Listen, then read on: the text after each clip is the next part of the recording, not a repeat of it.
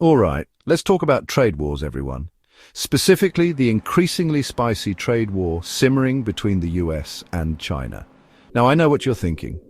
Trade wars?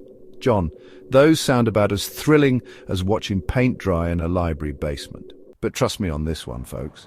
This isn't some dry, dusty economic theory we're talking about. This is a full-blown trade showdown with real-world consequences. And it's impacting everything from the cars we drive to the phones we use. Recently, the US decided to slap a 10% tariff on a whole smorgasbord of Chinese imports. We're talking everything from electronics to clothing. And China, being the global powerhouse it is, didn't just sit back and take it. Oh no, they fired back with their own set of countermeasures, escalating this economic tit-for-tat into a full-blown trade war. So buckle up, Buttercup, because in this video, we're diving headfirst into the trenches of this trade war. We're going to break down 7 major consequences of this economic showdown and explore how they're reshaping global commerce right before our very eyes. By the end of this video, you'll be able to impress your friends and confound your enemies with your newfound knowledge of tariffs, trade deficits, and the intricate dance of international economics. Let's start with the automotive industry, shall we? Because nothing says global economic turmoil quite like a good old-fashioned car price hike. See, the US government's decision to impose tariffs has set off a domino effect in global trade, and the auto industry is right in the crosshairs. You see, many American car manufacturers, the same ones who build those gas-guzzling SUVs you love to hate, rely heavily on Chinese-made parts. We're talking everything from EV batteries, those shiny beacons of a greener future, to critical components in your good old-fashioned internal combustion engine. Now, with these tariffs making Chinese parts more expensive than a night out in downtown Reykjavik, car manufacturers are left with a bit of a predicament. They can either absorb the extra costs themselves, which, let's be honest, is about as likely as a unicorn winning the Kentucky Derby, or they can do what any self-respecting corporation would do, pass those costs straight on to you, the consumer. And that, my friends, is why you're seeing those car prices climb higher than a squirrel on a double espresso. It's a classic case of economic pass the parcel. And guess who's left holding the bag? That's right, it's the American consumer. But hey, at least you can enjoy that new car smell while you're struggling to make your monthly payments, right? Blech.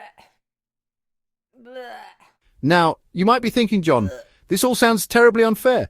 Why are we punishing American car companies for using Chinese parts? And you wouldn't be entirely wrong to think that. But here's the thing. This whole trade war is less about punishing American companies and more about, well, that part is a little less clear. The official line is that these tariffs are all about protecting American jobs and boosting domestic manufacturing. The idea is that by making Chinese goods more expensive, American consumers will flock to buy American-made products, thus creating jobs and stimulating the economy. It's a lovely sentiment, really, like a heartwarming Norman Rockwell painting of economic prosperity. But in reality, it's a lot more complicated than that. You see, global supply chains are about as simple to untangle as a plate of spaghetti after a toddler has gotten their hands on it. American car companies, for instance, have spent decades building intricate supply chains with China. These chains are deeply integrated, efficient, and, dare I say, profitable. Suddenly ripping those apart and forcing companies to find new suppliers, renegotiate contracts, and retool their factories is a bit like trying to perform open-heart surgery with a rusty spork. It's messy, it's risky, and it's probably going to leave a scar.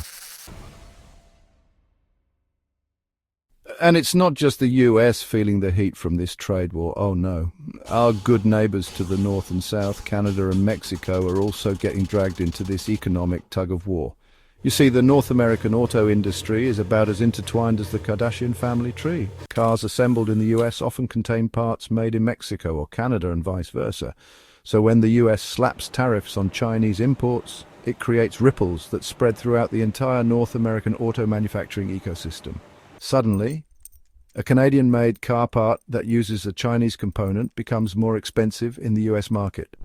It's enough to make your head spin faster than a game of economic whack-a-mole.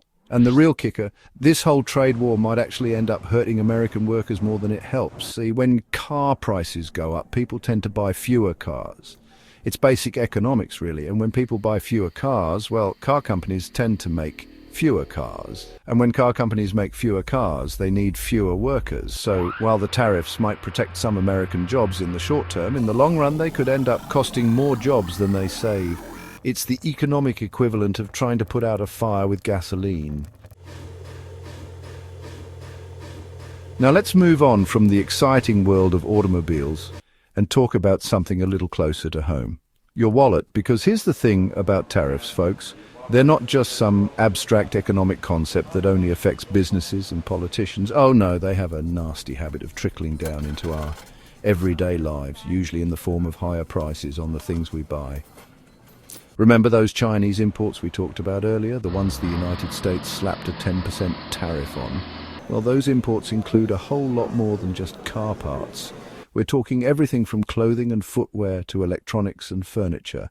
And yes, even your morning cup of coffee isn't safe from the long arm of the tariff man. So, the next time you're at the grocery store and you notice that your favorite brand of coffee has gone up in price, or that new pair of shoes you've been eyeing is suddenly out of your budget, you can thank the trade war. Because those tariffs aren't just numbers on a spreadsheet, they're an extra expense that businesses are forced to pass on to consumers. It's like a hidden tax that we all end up paying, whether we realize it or not. Chapter 5. The Job Loss Lottery. Will your industry be next? And speaking of things that are about as fun as a root canal, let's talk about job losses, shall we? Because it's not just higher prices that American families are having to contend with, it's also the very real possibility of losing their jobs. You see, while the Trump administration argues that these tariffs are all about protecting American jobs, the reality is a bit more nuanced, shall we say. Sure, some companies might benefit from the tariffs, particularly those that compete directly with Chinese imports. But for every company that benefits, there are likely several more that are negatively impacted. Take, for instance, American companies that rely on Chinese-made components for their products.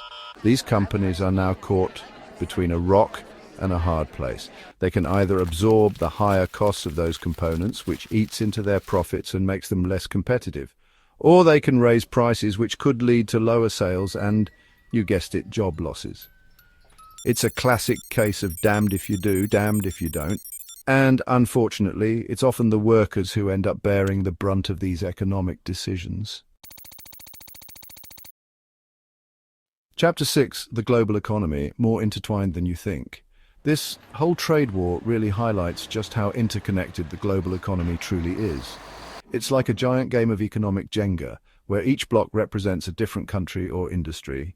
And the United States and China? Well, they're two of the biggest, most important blocks in the whole damn tower. So when those two blocks start wobbling, the whole tower starts to shake. The 10% tariff might seem like a small thing, a mere blip on the radar of global trade, but in reality it sent shockwaves through the global economy, putting pressure on businesses both big and small. And it's not just businesses that are feeling the strain, it's consumers too. Remember those higher prices we talked about earlier? Well, they're not just affecting Americans. Consumers around the world are starting to feel the pinch as the trade war disrupts global supply chains and drives up prices on everything from electronics to food. Chapter 7. Electric Vehicles, the Future of Transportation, on hold. Now let's talk about the future, shall we? Specifically, the future of transportation, electric vehicles. Because believe it or not, this trade war is even having an impact on the electric vehicle industry. You see, the tariffs imposed by the Trump administration are in part intended to boost domestic EV production in the United States. The idea is that by making imported electric vehicles and battery components more expensive, American consumers will be more likely to buy American-made EVs. It's all part of that whole Make America Great Again ethos. But here's the thing. The electric vehicle market is still in its infancy. It's a delicate ecosystem of startups, established automakers, and battery manufacturers all vying for a piece of the pie. And like any nascent industry, it relies heavily on global supply chains and international collaboration. So when you throw a wrench into those supply chains in the form of tariffs, it disrupts the entire industry.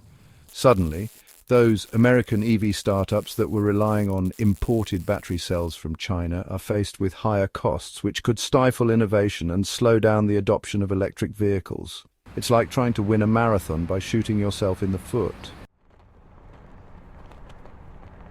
Otro trade war. Who will blink first?